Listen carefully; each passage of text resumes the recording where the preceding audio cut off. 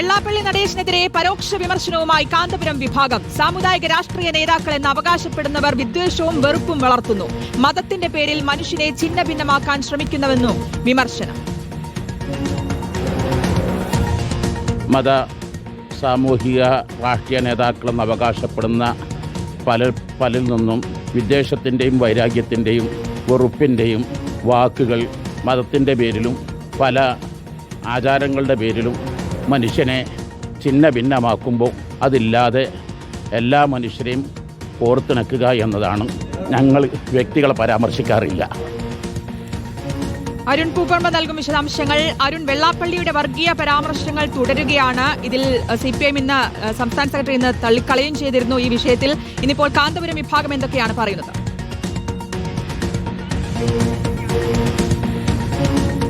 ശ്രുതി, തദ്ദേശ തെരഞ്ഞെടുപ്പിൽ ഇടതുമുന്നണിക്ക് വലിയ തിരിച്ചടി ഉണ്ടായതിലെ ഒരു ഘടകമെന്നുള്ളത് വെള്ളാപ്പള്ളി നടേശന്റെ വർഗീയ പരാമർശങ്ങളാണ്. അത്തരത്തിൽ അത് തിരിച്ചടിയായെന്ന ഒരു വിലയിരുത്തൽ CPM സംബന്ധിച്ചിടത്തോളം ഉണ്ട്.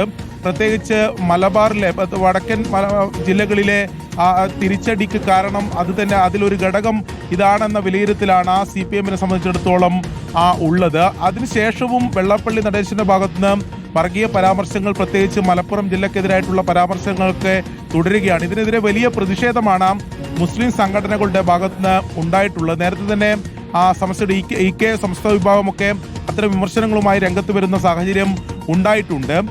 കാന്തപുരം വിഭാഗം നമുക്കറിയാം കുറെ കാലം അല്ലെങ്കിൽ അത്തരത്തിൽ ഇടതുമുന്നണിയോട് ചേർന്ന് നിൽക്കുന്ന നിലപാടാണ്, പലപ്പോഴും രാഷ്ട്രീയ നിലപാടാണ് സ്വീകരിച്ചിട്ടുള്ളത്. എന്നാൽ ഈ നിലവിലെ ഈ സാഹചര്യത്തിൽ അത് അത്തരത്തിലൊരു നിലപാടിലേക്ക് പോകാൻ അവർ തയ്യാറായിട്ടില്ല. അല്ലെങ്കിൽ പ്രത്യേകിച്ച് തദ്ദേശ തെരഞ്ഞെടുപ്പിൽ ഉൾപ്പെടെ AP വിഭാഗം, കാന്തപുരം വിഭാഗം ഇടതുമുന്നണിയോട് ചേർന്നൊരു നിലപാട് സ്വീകരിച്ചിട്ടില്ല. ഒരു മാറ്റമുണ്ടായി എന്ന പൊതു രാഷ്ട്രീയ നിരീക്ഷണമൊക്കെ പുറത്തു വന്നിരുന്നു.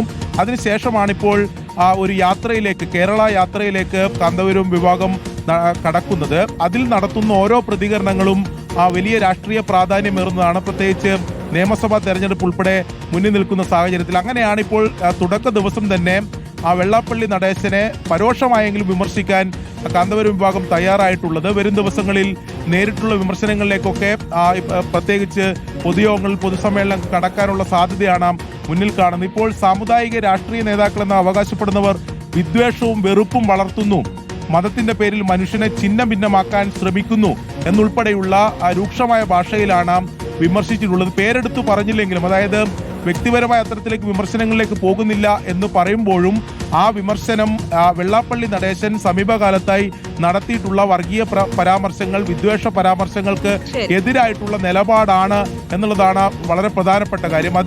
അത് രാഷ്ട്രീയമായി കൂടി ചർച്ച ചെയ്യപ്പെടേണ്ടതാണ്. ഞാൻ സൂചിപ്പിച്ചതുപോലെ ഇടതിനോട് വലിയ ആഭിമുഖ്യം പുലർത്തിയിരുന്ന, ചേർന്ന് നിന്നിരുന്ന ഒരു വിഭാഗമാണ് ഇപ്പോൾ പൂർണ്ണമായും ഇത്തരത്തിലുള്ള നിലപാടുകളെ തള്ളിപ്പറഞ്ഞുകൊണ്ട് രംഗത്ത് വരുന്നത്. അത് കഴിഞ്ഞ തദ്ദേശ തെരഞ്ഞെടുപ്പിലും ആ മാറ്റം ഉണ്ടായിട്ടുണ്ട് എന്ന വിലയിരുത്തലും ഉണ്ട്.